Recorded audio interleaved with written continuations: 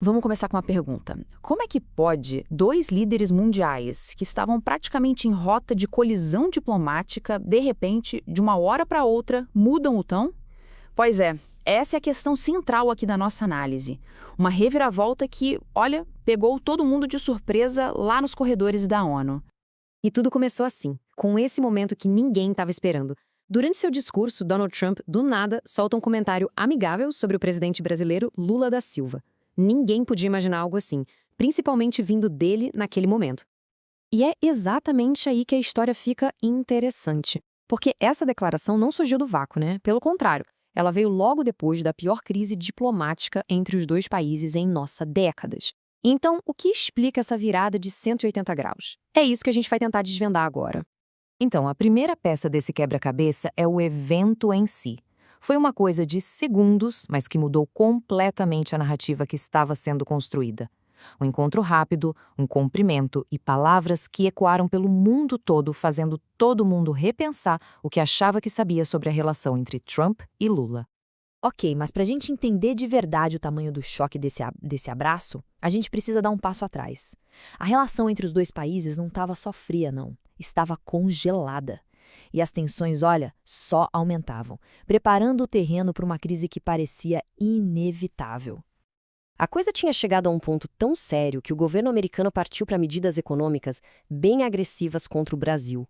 E aqui a gente não está falando de retórica, de discurso. Eram ações concretas, com impacto real e direto na nossa economia. E que impacto, hein? Em agosto de 2025, foi imposta uma tarifa punitiva de 50% sobre a maioria das exportações brasileiras. Só para ter uma noção do que isso significa, uma medida dessas tem o poder de paralisar setores inteiros da economia. Mostra bem a gravidade da crise. E é fundamental entender que esse conflito não era só comercial, tá? As raízes eram profundamente políticas.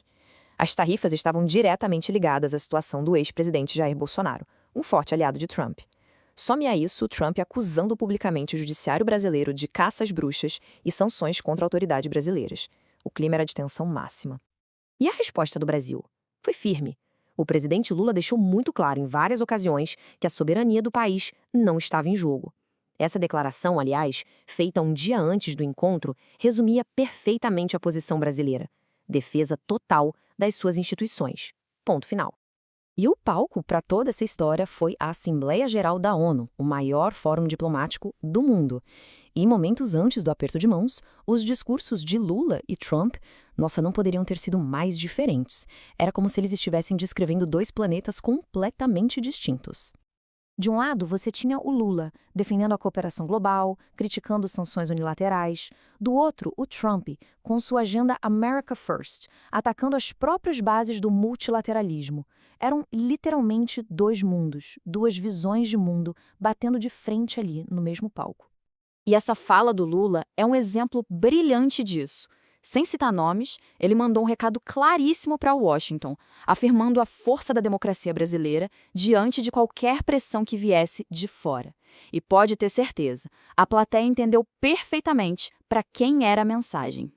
Claro que um elogio desses, tão inesperado, não ia ficar só ali nos corredores da ONU, né? Ele provocou uma verdadeira reação em cadeia. O mundo inteiro parou para tentar entender o que tinha acabado de acontecer. A imprensa internacional correu para tentar decifrar o gesto. O New York Times viu como um aceno de paz. A Bloomberg focou no choque e na reação imediata dos mercados, que dispararam. Já jornais europeus, como o Süddeutsche Zeitung, pintaram o Lula como um líder que estava peitando Trump. Ou seja, as interpretações foram as mais variadas. Ninguém sabia direito o que pensar. Mas a reação mais forte, talvez, tenha sido aqui dentro do Brasil, especialmente no grupo político mais alinhado a Trump, o bolsonarismo. Para eles, a notícia caiu como uma verdadeira bomba. A palavra que circulou nos bastidores para descrever a reação foi pânico. Mas por quê? Simples, porque eles contavam com o apoio incondicional de Trump. Essa aproximação com Lula significava que a principal ponte internacional deles podia estar desmoronando. E essa citação anônima de alguém de dentro do partido de Bolsonaro resume perfeitamente o sentimento. A base da estratégia deles, que era ter essa linha direta com a Casa Branca, de repente parecia não fazer mais sentido. Agora, em total contraste com o pânico da oposição, a reação do governo brasileiro foi de ceticismo. e muita, mas muita cautela. A grande pergunta no Palácio do Planalto era: isso é um aceno de paz de verdade? Ou é uma armadilha muito bem montada? Isso nos leva à pergunta de $1 milhão. O que estava de fato por trás do gesto de Trump? Era uma trégua sincera ou uma jogada política? Basicamente, as análises se dividiram em duas grandes teorias. A primeira teoria, a da trégua, diz que a pressão econômica nos Estados Unidos estava falando mais alto. As tarifas sobre produtos brasileiros estariam causando inflação por lá, e Trump precisava de uma saída honrosa. Já a segunda teoria, a da armadilha, sugere uma manobra para colocar o Lula numa saia justa, forçando um encontro que poderia ser usado politicamente por Trump. Diante de tanta incerteza, o Brasil respondeu com um verdadeiro jogo de xadrez, uma estratégia de cautela máxima em 4 passos. Primeiro, analisar com lupa qualquer proposta de encontro. Segundo, preferir um contato inicial por telefone, sem muito alarde. Terceiro, e talvez o mais importante, não deixar o encontro virar um palco para o Trump. E por fim, a linha vermelha. A soberania do Brasil e suas decisões judiciais não são negociáveis. No fim das contas, aquele breve momento na ONU mostrou muito mais do que um simples cumprimento.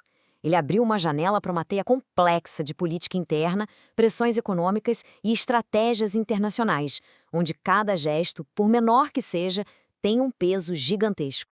E isso nos deixa com a pergunta final.